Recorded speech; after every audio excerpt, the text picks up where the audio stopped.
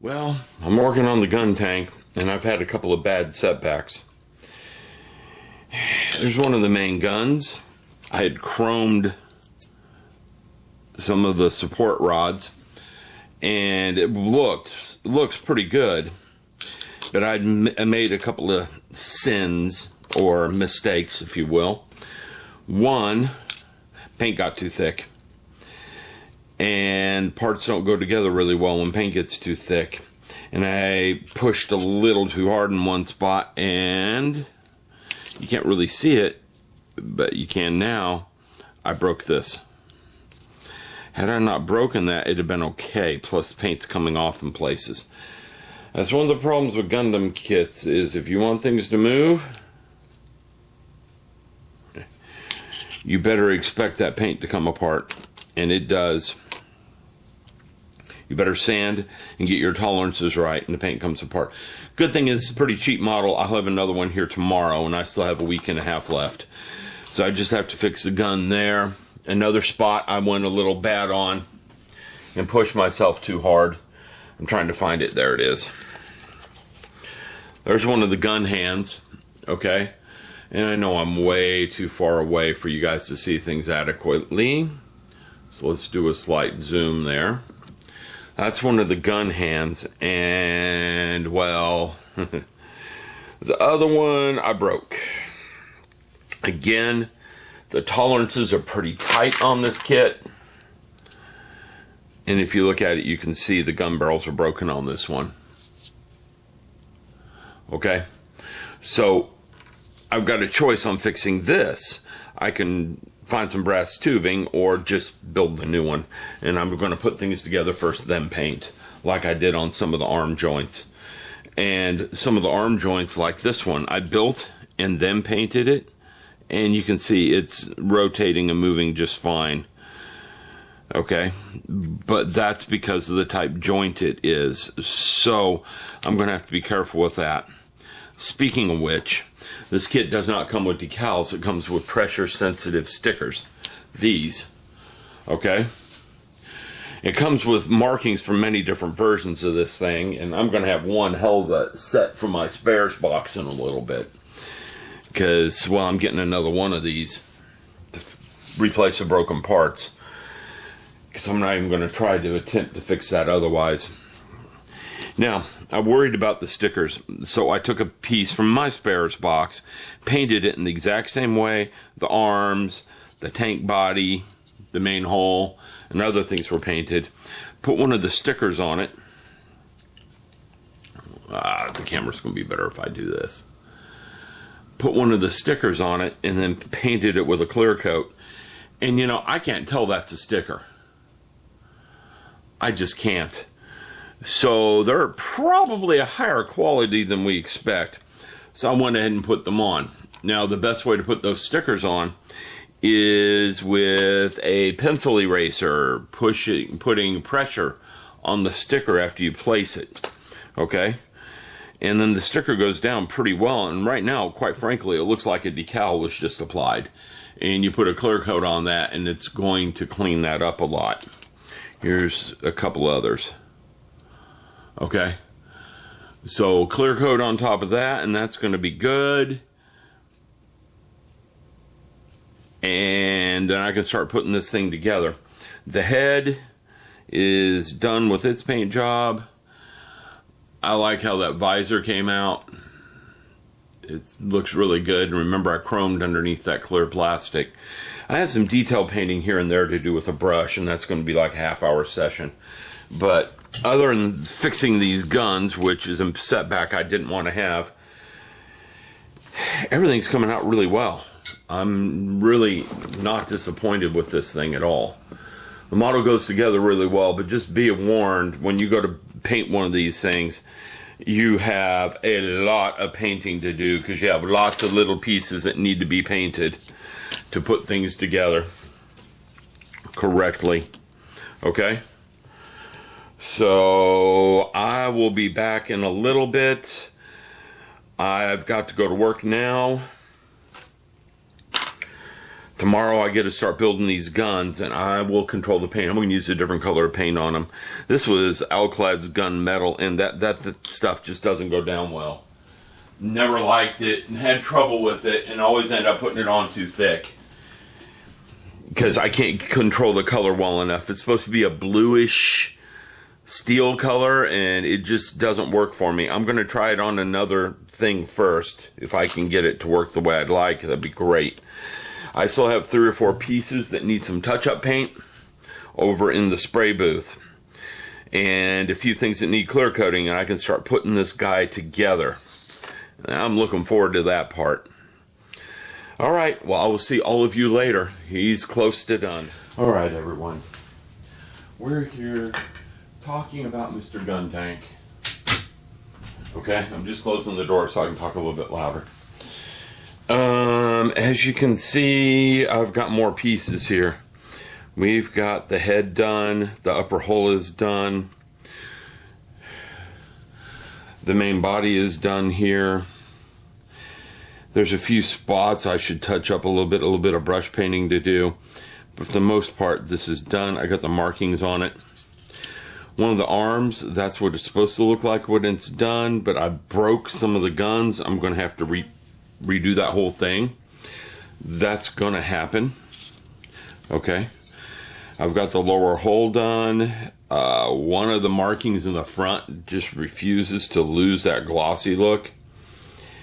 It's better now. I've sanded it and sprayed it a couple of times, and that will help. It's lost its edging, so I'm not so worried about it anymore. It doesn't have a rough edge around it. This gun I broke, so I'm having to redo the guns. That replacement kit comes today in the mail. It was not very expensive. I got it for $17 on Amazon with shipping. So this isn't a very expensive kit, and that's one of the good things to it. Okay, now I'll be back in 1 second. I'm not going to shut the camera down. I'll keep talking because I want to go get something and explain what I'm doing with it. Okay? This is one of the walls for the tenement. And I'm going to zoom in on that a little bit so we can get a better look at it. Okay? It's currently pretty dusty looking. And part of that is because I'm doing something with it. What I'm doing is a trick I learned a long time ago. Okay? I'm going to get the poster tack off my stick because this came out of the spray booth. What I'm doing is I sprayed down my color, my brick color. I'm using a pretty light sandpaper here, and with a light sandpaper this may take some time. If I spray down my brick color, no, it's not going to take too much time if I do it right. Anyhow, let me quit talking and zoom in so you can see a little bit better what I'm doing. I sprayed down my brick color. I put a clear coat over the top of it, and then I sprayed my mortar color. And then if you lightly sand, and I do mean lightly sand, you remove the mortar color from the top of the bricks, but not from, there, you can see it a lot better, but not from the grooves between the bricks. And you have to use a pretty fine sandpaper, and you have to hit it lightly. It's a lot of work, but you're not, the only other way to get that kind of look is with a wash. And I could have done it with a wash. I could have done an oil wash. But you're going to let that sit for days, and I don't have days. This is going to be quicker. Plus, I can leave my concrete bricks alone, like my dividers here can be left alone. And, well, the dividers are shelves for the walkways. I've painted the walkways too. So here's the color of the walkways that go running across here. Okay? So we're moving along on the tenement, and you can see what I'm trying to accomplish. It isn't that hard to do. If I get some water, the sandpaper will work a lot better because it's wet sandpaper, not dry. But you can see, it's not that hard to accomplish this with my sandpaper. Just lightly sanding it. And you get a nice brick pattern to it. And leaving some of the lighter on it really won't hurt it in places. Okay? So right there you can see what I'm trying to do with the brick pattern. It's going to be some work. It's going to be sitting around for hours sanding. But I think the end result's worth it. And if I try a sanding stick that you can buy at some places, that might speed things up a little bit because it's made for that sort of thing. And I can control it a little bit better. There you go. And you have to be careful. If you sand it too hard in spots, you're going to lose your brick color. Now the good thing is my brick color here is almost the same color as the underlying plastic. I did a really good job of matching the color of the plastic. It's off a little bit. And what that'll do is that will lend a colored texture if I oversand it in a few spots. So I'm okay with just oversanding it a bit in a few spots. Because bricks, they're not uniform colored on houses. You're going to have some variation here and there. And we all know that to be true. Okay? So there you go. That's one way of doing bricks.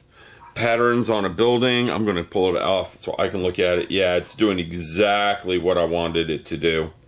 Is I sand it down. Okay? It's going to have a good look to it when it's done.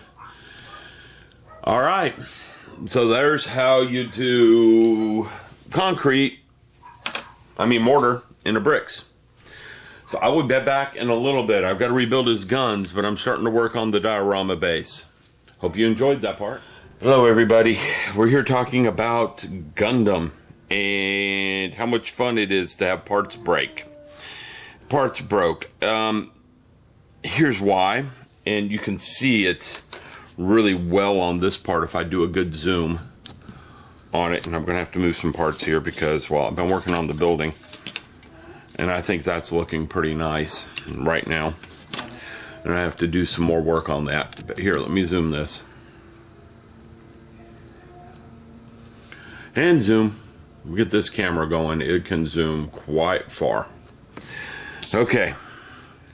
Now, if you look at where this part goes in there, and you see the paint is cracked and come off, there's some stress. The part is V'ing outwards instead of being vertical like it was designed. That is a problem with Gundam parts. They have very tight tolerances on them. Any layer of paint whatsoever screws up the tolerances and it won't go together correctly. And the parts don't move well.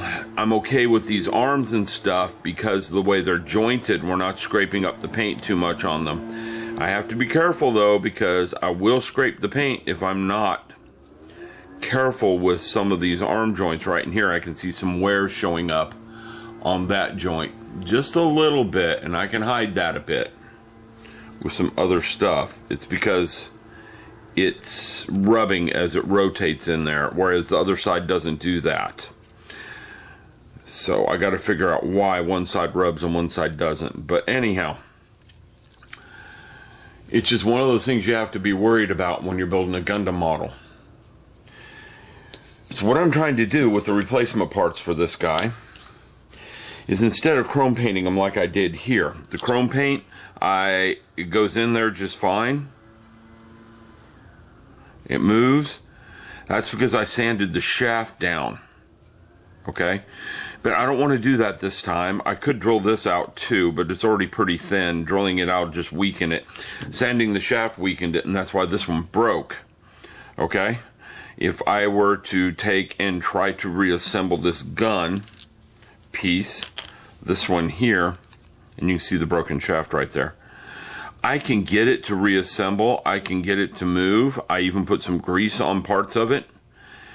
But it's just, I can't get it to move the way it originally was designed because, and we're all off camera, because this part's broken. Not only that, the thickness of the paint on this part has V'd out as well. And honestly, I didn't put that much paint on there.